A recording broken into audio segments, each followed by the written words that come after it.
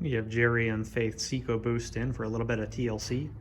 This one had some problems with the stock turbocharger, so we are going to be doing a little bit of upgrades along with installing another replacement turbocharger. Since we know that the turbo has likely ingested something at some point, we're going to start out by pulling all of the spark plugs out and running a compression test.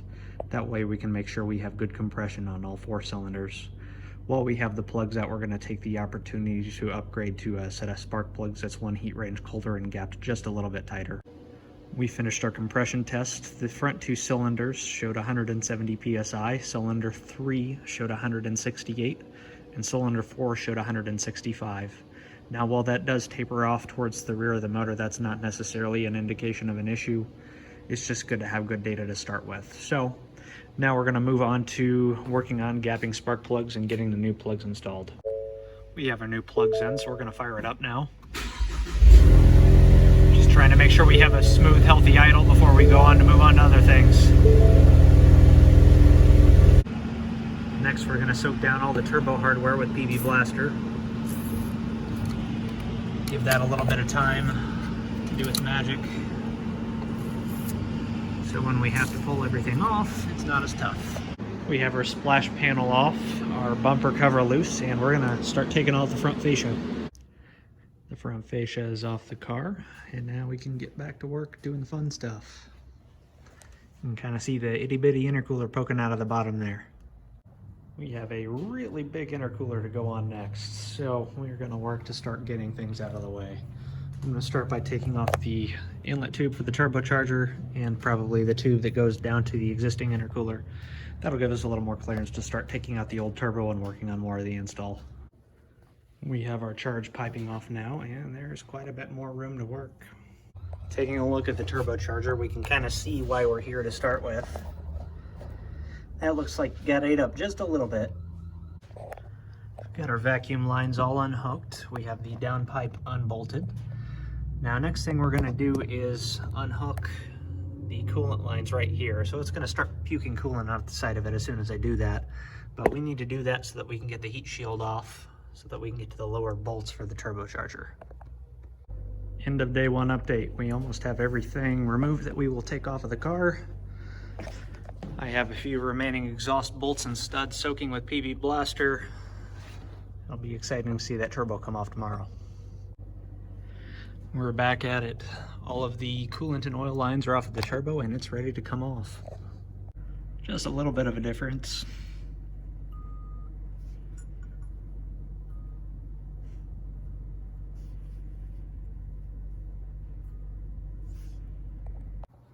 Working through installing the new gaskets and studs and things, and we are missing 2 of the O-rings that go for the coolant feed line, so we're gonna have to get a hold of Corwin and see if we can get those. We've got new studs and gaskets on the motor, and the used turbo is sitting there soaking in PB Blaster, so hopefully we can get the studs out of the back. And we are moving on to installing the intercooler. Now, this does not slip into place with the bumper support there, so we're gonna have to remove that to get it in. We have our intercooler installed, and we are going to move to mounting the turbocharger. We've got the lower nuts torqued down to 37 foot-pounds. The top nuts are going to have to come off so that we can install the heat shield, but you have to kind of install them as a placeholder while you torque the lower bolts. So since we have a little extra room, we're going to use that to our advantage and get the oil lines hooked up. These 2 coolant lines on the side, we're still waiting on O-rings from Corwin, so we're not going to set those up yet. Now for the nut on the bottom for the oil drain line. This is always hard to get to, so I'm going to use my phone to see if it's lined up or not.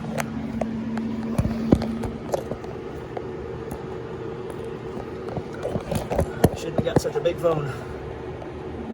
I'm gonna get the heat shield on now so that I can torque the upper 2 mounting nuts of the turbocharger. That way I can start hanging things off of it without worrying about the additional weight affecting my torque measurements when I go to torque those nuts down.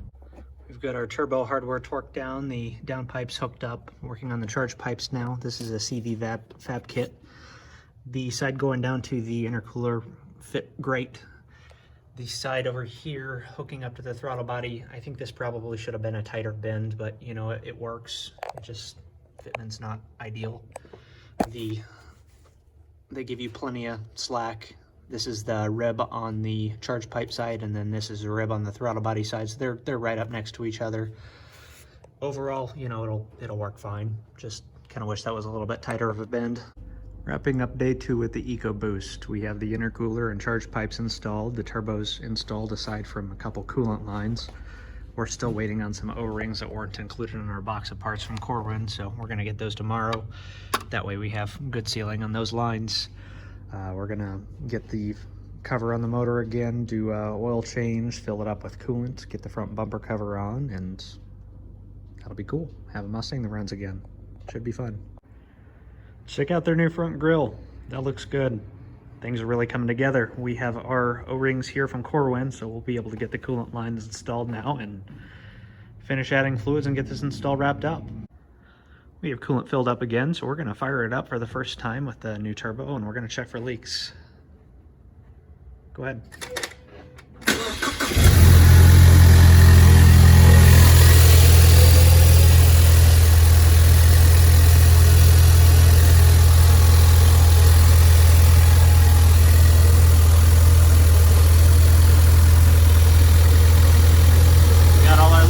Burning off the exhaust. So far so good.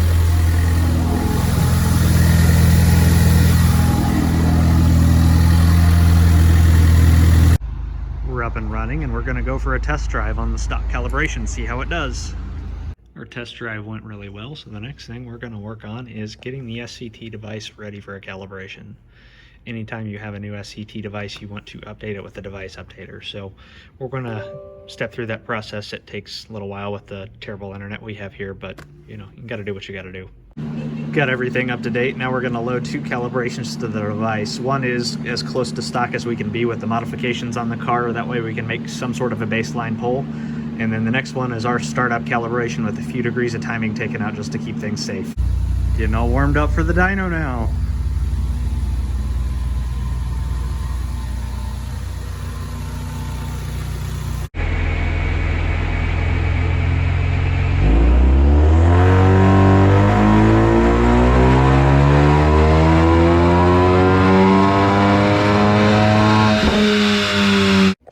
We made a quick baseline pull just to make sure that everything was working well and healthy.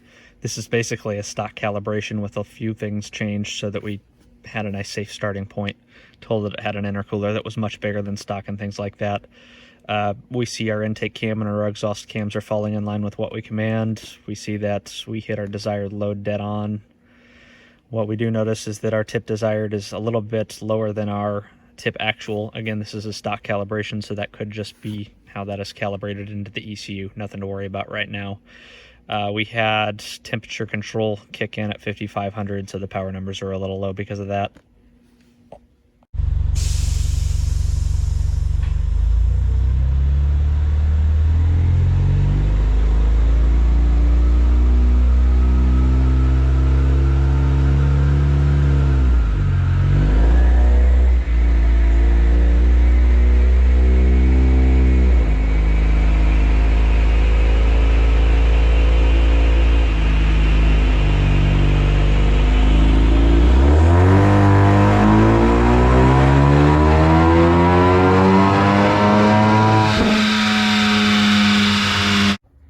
Done with our calibration now. We stopped in the mid 280s. We're octane limited on this one, so we don't want to really push it that hard. The little 2.3 can only do so much with 91 octane. Overall, things went well. We're gonna go out on the street now, make sure everything runs well and shifts well when we're actually on the street with real world load. After that, this one should be good to go. It's test drive time. We're gonna put it in sport. Sport shifts a little different now than it did before. We have some nannies on the dash that'll go away as soon as we start rolling again.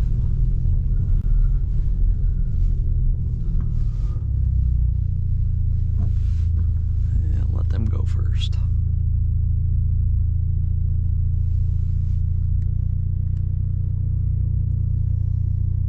Them too.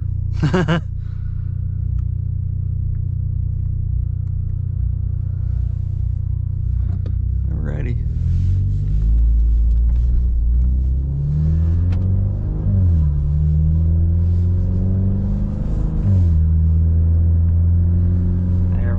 actually get to use the gears now.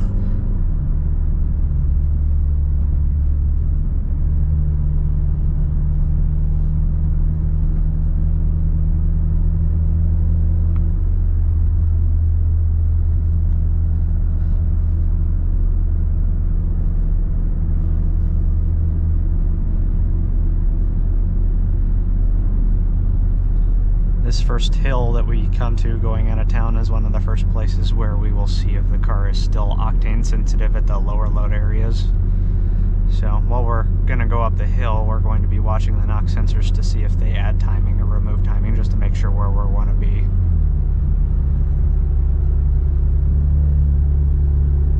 And we are adding timing.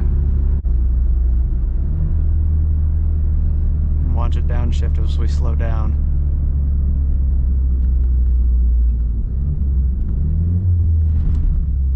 Keeping us in the power band. That'll make things a lot more fun. I'm going to briefly turn around. There's a car behind me that I want to let pass. Love the backup camera.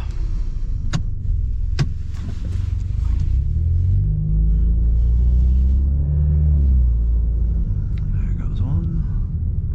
Another and another. Walnut Grove's popping. Alright, we're gonna get out here on some nice straight flat ground, go just a tick past where we see some wet spots, and we will try a pull from the stop, go through a few gears.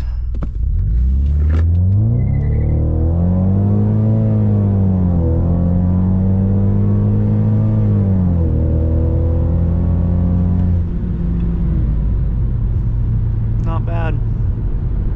That'll give us some good data to look at. Squeaky car wash.